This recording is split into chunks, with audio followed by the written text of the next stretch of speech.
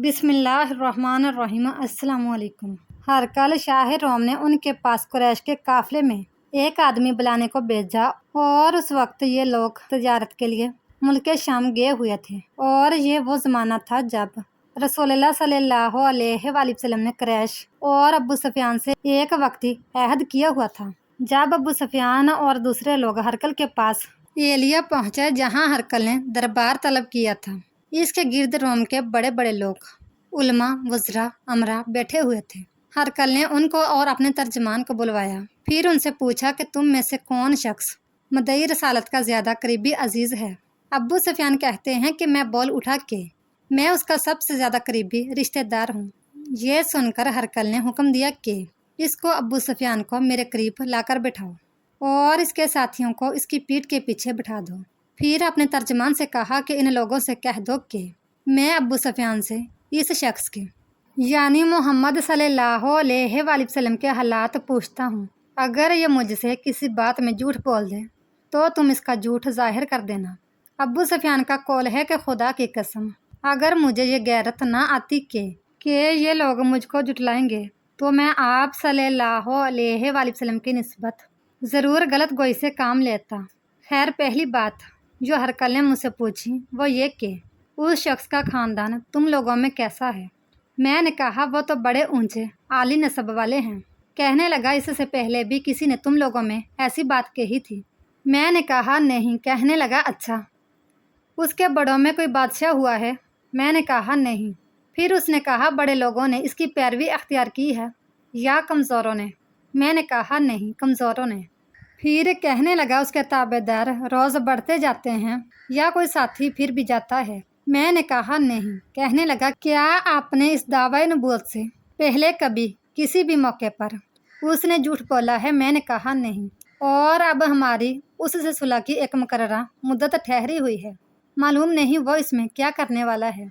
अबू सुफियान कहते हैं मैं इस बात के सिवा और कोई झूठ इस गुफ्तगू में शामिल ना कर सका। हरकल ने कहा क्या तुम्हारी उससे कभी लड़ाई भी होती है।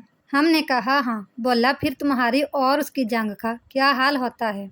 मैंने कहा लड़ाई डोल की तरह है, कभी वो हमसे मैदान जंग जीत लेते हैं और कभी हम उनसे जीत लेते हैं। हरकल ने पूछा वो तुम्हें किस बात का हुक्म देता है। मैंने कहा वो कहता है कि सिर्फ एक अल्लाह ही की इबादत करो, उसका किसी को शरीक ना बनाओ और अपने बाप दादा की शिरक की बातें छोड़ दो और हमें नमाज पढ़ने, सच बोलने, परहेजगारी और सिला रहमी का हुक्म देता है। ये सब सुनकर फिर हरकल ने अपने तर्जमान से कहा कि अबू सुफियान से कह दे कि मैंने तुमसे उसका नस्ब पूछा तो तुमने कहा कि वो हम में आली नस्ब हैं और पैगंबर अपनी कौम में आली नस्ब ही भेजे जाया करते हैं। मैंने तुमसे पूछा कि दावा नबूवत की ये बात तुम्हारे अंदर इससे पहले किसी और ने भी कही थी तो तुमने जवाब दिया कि नहीं। तब मैंने अपने दिल में कहा कि अगर ये बात उससे पहले किसी ने कही होती तो मैं समझता कि उस शख्स ने भी इसी बात की तकलीद की है जो पहले कही जा चुकी है। मैंने तुमसे पूछा कि उसके बड़ों में कोई बादशाह भी गुजरा है। तुमने कहा कि नहीं।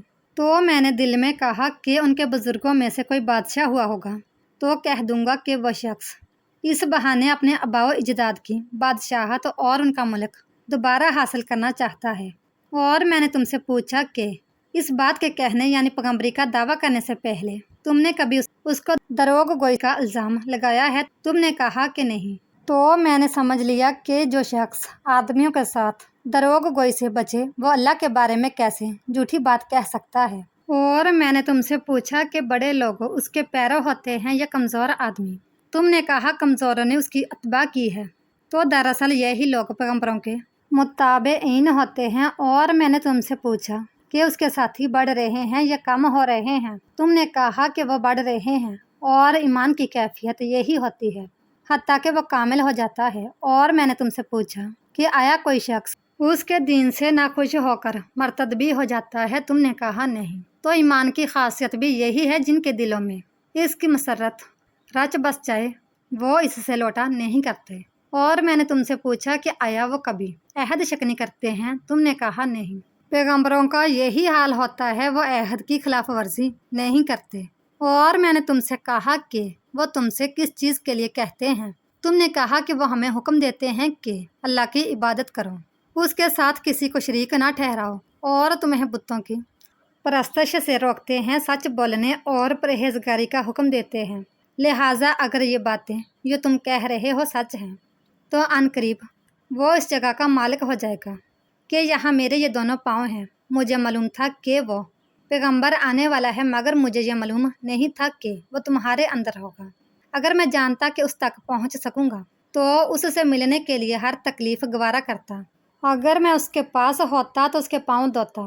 ہرقل نے رسول اللہ صلی اللہ علیہ وآلہ وسلم کا وہ خط منگایا جو آپ نے دیا کلبی رضی اللہ تعالیٰ عنہ کے ذریعے حاکم بصرہ کے پاس بھیجا تھا، اور اس نے وہ ہرقل کے پاس بیچ دیا تھا۔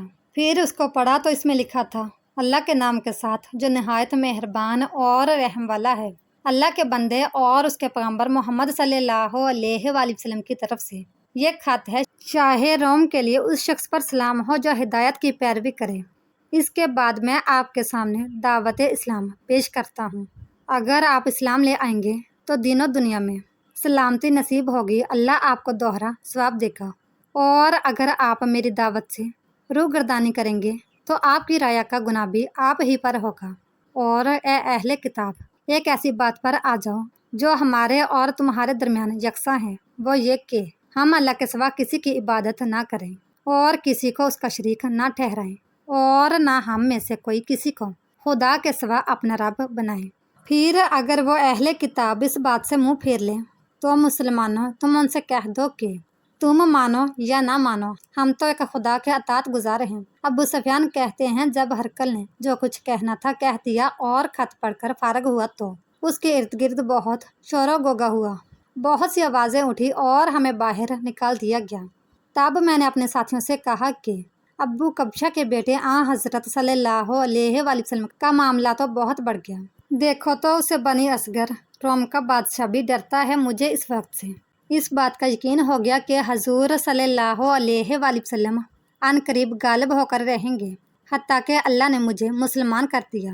راوی کا بیان ہے کہ ابن ناطور ایلیہ کا حاکم، ہرقل کا مصاحب اور شام کے نصاری کا لاٹ پادری بیان کرتا تھا کہ ہرقل جب ایلیہ آیا ایک دن صبح کو پریشان اٹھا تو اس کے درباریوں نے دریافت کیا کہ آج ہم آپ کی حالت بدلی ہوئی پاتے ہیں، کیا وجہ ہے؟ ابن ناطور کا بیان ہے کہ ہرقل نجومی تھا، علم نجوم میں وہ پوری مہارت رکھتا تھا۔ اس نے اپنے ہم نشینوں کو بتایا کہ میں نے آج رات ستاروں پر نظر ڈالی تو دیکھا کہ ختنہ کرنے والوں کا بادشاہ ہمارے ملک پر غالب آ گیا ہے۔ بھلا اس زمانے میں کون لوگ ختنہ کرتے ہیں؟ انہوں نے کہا کہ یہود کے سوا کوئی ختنہ نہیں کرتا، سو ان کی وجہ سے پریشان نہ ہوں۔ سلطنت کے تمام شہروں میں یہ حکم لکھ بھیجیے کہ وہاں جتنے یہودی ہوں سب قتل کر دیے جائیں۔